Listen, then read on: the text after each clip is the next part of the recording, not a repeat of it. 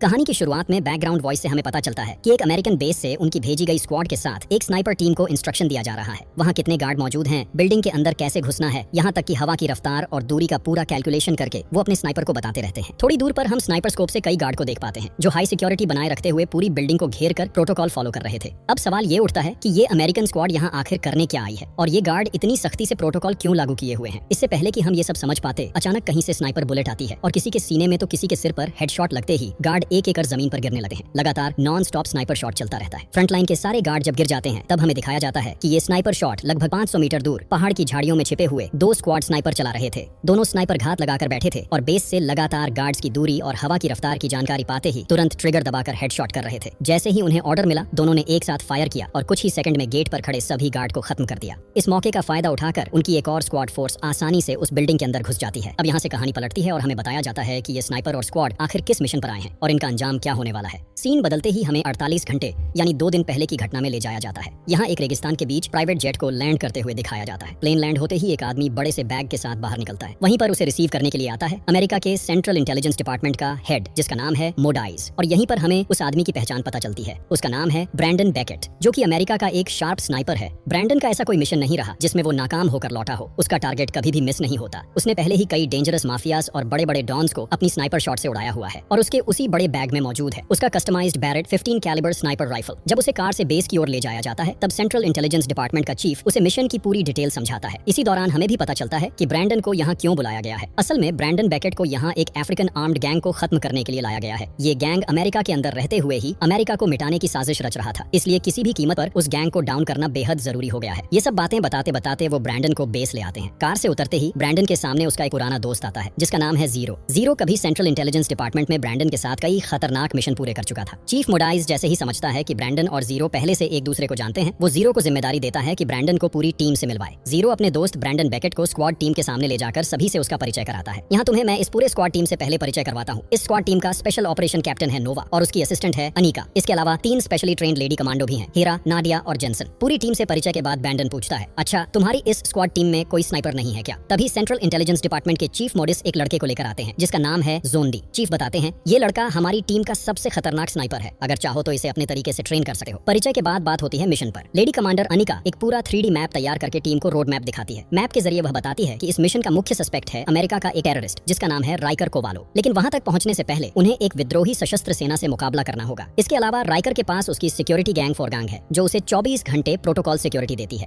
Chief मोडिस बताते हैं कि मिशन पूरा करना होगा पूरी तरह अंधेरे में, क्योंकि वहाँ इतनी सिक्योरिटी और रेबल आर्मी है कि अगर उन्हें जरा सा भी शक हो गया तो उनसे निपटना नामुमकिन हो जाएगा। इसीलिए मिशन का एग्जीक्यूशन प्लान और हाइडआउट में एंट्री का रोड मैप भी टीम को समझाया जाता है। अगली सुबह शुरू होता है उनका कड़ा ट्रेनिंग सेशन। वहाँ ब्रैंडन बकेट जोंडी को बुलाकर उसके हाथ में स्नाइपर राइफल देता है और कहता है, मेरे सामने टारगेट हिट करके दिखाओ। जोंडी स्नाइपर उठाता है और गजब की एक्यूरेसी के साथ लगातार 3 परफेक्ट शॉट लगाता है। इसके बाद ब्रैंडन बाकी टीम को टेस्ट करता है और पूछता है कौन कौन सा वेपन चला सकता है। कोई कहता है वह शॉटगन एक्सपर्ट है, कोई कहता है वह एक्स चलाने में माहिर है। ब्रैंडन उन्हें एक टास्क देता है, अपने वेपन को असेंबल करो और टाइम लिमिट है सिर्फ 15 सेकंड्स। अगर फेल हुए तो मिशन से आउट, क्योंकि दुश्मन 15 सेकंड्स का नैनो सेकंड भी एक्स्ट्रा नहीं देगा, उससे पहले ही गोली सीने में धंसा देगा। लेकिन टीम के सभी मेंबर्स टाइम से पहले ही अपने अपने वेपन असेंबल कर लेते हैं। यह देखकर ब्रैंडन समझ जाता है कि वे सच में खतरनाक तरीके से ट्रेंड हैं। फिर भी ब्रैंडन को जोंडी पर शक रहता है। रात को वह जोंडी को एक हाइडआउट के पास ले जाकर उसके हाथ में स्नाइपर देता है और कहता है, जो सामने दिख रहा है उसके सिर में शूट करो। जोंडी घबराकर कहता है, अरे मैं इसे जानता भी नहीं, क्यों हेडशॉट करूं? और अगर किया तो आसपास की आर्मी हमें घेर लेगी, बचना नामुमकिन होगा। लेकिन ब्रैंडन सख्ती से कहता है, ये ऑर्डर है, फायर करो। जोंडी कंफ्यूज हो जाता है। वह सोचता है, ये आदमी पागल है, नहीं तो ऐसी सुइसाइडल ऑर्डर क्यों देगा? पर आखिरकार सब ऊपर वाले पर छोड़कर वह स्नाइपर स्कोप में देखता है, ट्रिगर दबाता है और एक शॉट लेता है। लेकिन गन खाली होती है, कोई बुलेट नहीं थी। जोंडी हैरान रह जाता है। असल में ब्रैंडन उसे टेस्ट करना चाहता था कि वह ऑर्डर्स मानता है या नहीं और क्रिटिकल सिचुएशन में कैसा रिएक्ट करता है। इस टेस्ट में पास होने के बाद ब्रैंडन उसे अपने पर्सनल सपोर्टर के तौर पर चुन लेता है। फिर सेंट्रल इंटेलिजेंस डिपार्टमेंट के चीफ मोडिस पूरी टीम को इकट्ठा करके सख्ती से मोटिवेट करते हैं। वह कहते हैं, इस मिशन से सेफ लौटने का चांस लगभग 0 है, इसलिए इसमें उतरना होगा मौत को साथ लेकर, क्योंकि सामने रेबल आर्मी भी है और हाई प्रोटोकॉल सिक्योरिटी भी। उस सिक्योरिटी को तोड़कर और उन रेबल्स को मारकर टेररिस्ट को खत्म करना आसान नहीं होगा। सारी तैयारी के बाद टीम ड्रेसिंग रूम में जाकर वेपन्स असेंबल करती है, लोड करती है और हेवी गियर पहनकर व्हीकल्स में बैठ जाती है। अगले दिन सुबह ब्रैंडन और जोंडी अफ्रीकन गैंग के हाइडआउट से करीब 500 मीटर दूर एक पहाड़ी की झाड़ियों में स्नाइपर सेट करके पोजीशन ले लेते हैं। बाकी कमांडोज फ्रंटलाइन से हाइडआउट की ओर धीरे धीरे बढ़ने लगते हैं और यही वह सीन है जो तुमने मूवी की शुरुआत में देखा था। ब्रैंडन बकेट और जोंडी घास के बीच छिपकर अपने स्नाइपर्स लोड करते हैं और फाइनल ऑर्डर का इंतजार करते हैं। और अंदर उनकी बाकी स्क्वाड टीम सीसीटीवी कैमरों को देखते हुए उन्हें एक एक करके न्यूट्रलाइज करने लगती है। धीरे धीरे वे अंदर घुसते जाते हैं। कुछ देर बाद बाहर बैठे बैंड बैक को जैसे ही सिग्नल मिलता है, उसका स्नाइपर स्नाइपर ट्रिगर दबा देता है और वहाँ मौजूद हर एक गार्ड को वह एक एक करके उड़ाने लगता है। बैंडन को देखकर उसका स्पॉटर जोंडी हंसते हुए कहता है, बॉस आप तो अकेले ही सबको खत्म कर देंगे, 2-4 मुझे भी करने दीजिए। ऑर्डर मिलते ही जोंडी भी अपने स्नाइपर से टारगेट उठाना शुरू कर देता है और लगातार एक एक करके दुश्मनों की खोपड़ी उड़ाने लगता है। उसकी इस पागलपंती को देखकर बैंडन रोकते हुए कहता है, ऐसे नॉन स्टॉप फायर मत कर वरना वे हमारी लोकेशन ट्रैक कर लेंगे। इसलिए बैंडन उसे एक एक करके टारगेट बताने लगता है और उसी हिसाब से फायर करने का आदेश देता है। इसी तरह वे धीरे धीरे बिल्डिंग के पीछे मौजूद सभी सिक्योरिटी को खत्म कर देते हैं। जैसे ही पीछे के सारे सिक्योरिटी गिर जाते हैं, स्क्वाड टीम उस दरवाजे से अंदर की तरफ बढ़ने लगती है। अंदर घुसते ही वे पहले सभी गाड़ियों की फ्यूल लाइन काट देते हैं और हर टायर पंक्चर कर देते हैं। उधर बाकी 2 कमांडो दूसरी तरफ से बिल्डिंग की ऊपरी मंजिल की ओर चढ़ने लगते हैं, लेकिन ठीक उसी वक्त वहाँ 2 गार्ड आ जाते हैं और हमला कर बैठते हैं। फुर्तीले शॉट्स में दोनों कमांडो उन्हें तुरंत खत्म कर देते हैं। इस बीच देखा जाता है कि एक सिक्योरिटी गार्ड कमरे में बैठकर फुटबॉल मैच देख रहा था। तभी एक कमांडो पीछे से आता है, उसकी गर्दन में रस्सी कसकर उसे अंधेरे में घसीट ले जाता है। लाइट ऑन होते ही टीम को पता चलता है कि वे सीधे हथियारों के गोदाम में आ पहुंचे हैं और सामने खड़ा है उस गैंग का लीडर राइटर मौके का फायदा उठाकर अपनी शॉटगन से म्यूडीज के पैर में गोली मार देता है और तुरंत सभी सिक्योरिटी एक्टिवेट कर देता है। अचानक जोर जोर से सायरन बजने लगा है। वह अपने गार्ड्स को अलर्ट कर देता है कि उसके कमरे में स्क्वाड घुस चुकी है। दूसरी तरफ पहाड़ों में छिपे बैंडन और बकेट भी ये सायरन सुन लेते हैं, लेकिन उन्हें समझ नहीं आता कि अंदर क्या हो रहा है। बाहर मौजूद एक और स्क्वाड भी उलझन में पड़ जाता है क्योंकि ऐसा कुछ उनके प्लान में नहीं था। तभी उनकी टीम का एक आदमी ऊपर की तरफ भागने लगता है कि देखे आखिर ये सायरन किस बात का है, लेकिन नाडिया उसे रोक देती है। अब बैंडन बकेट अपने स्पॉटर जोंडी को ऑर्डर देता है, अब और मत रुको, सामने जो दिखे सबको उड़ा दो। जोंडी तुरंत स्नाइपर लॉड करता है और एक एक करके दुश्मनों को गिराना शुरू कर देता है। अब उनका सिर्फ एक ही लक्ष्य है, सामने मौजूद सारे दुश्मनों को साफ करना ताकि वे अपने फंसे हुए टीम को बचा सकें। उधर कमरे में राइटर अपनी रिवॉल्वर लॉड करता है। उसे समझ आ चुका है कि स्पेशल स्क्वाड उसके चारों तरफ है और हालात उसके काबू से बाहर जा रहे हैं। वह एक मशीन की तरफ बढ़ता है, उस पर पड़ा कपड़ा हटाता है और अपने टेक्नीशियन को उसे ऑन करने का आदेश देता है। टेक्नीशियन प्लग इन करता है और मशीन चालू कर देता है। उसी वक्त बाकी स्क्वाड बाहर के गार्ड्स को खत्म कर कमरे के अंदर घुस जाती है और राइटर को सरेंडर करने को कहती है, लेकिन अचानक उस मशीन से जोरदार विस्फोट होता है। रेडियो वेव्स की वजह से आसपास के सब कुछ हिल उठा है। कुछ देर बाद जब हालात थोड़ा शांत होते हैं तो दिखता है कि सभी कमांडो उस खतरनाक रेडिएशन की वजह से बेहोश होकर चारों ओर गिरे पड़े हैं। ठीक उसी वक्त बाहर से बैंडन बैगेट का दोस्त जीरो कमरे में घुसता है और आखिरकार उस गैंग लीडर राइटर को पकड़ लेता है। थोड़ी देर में सबको होश आने लगता है, लेकिन राइटर हंसते हुए कहता है, थोड़ी देर में तुम सब मर जाओगे।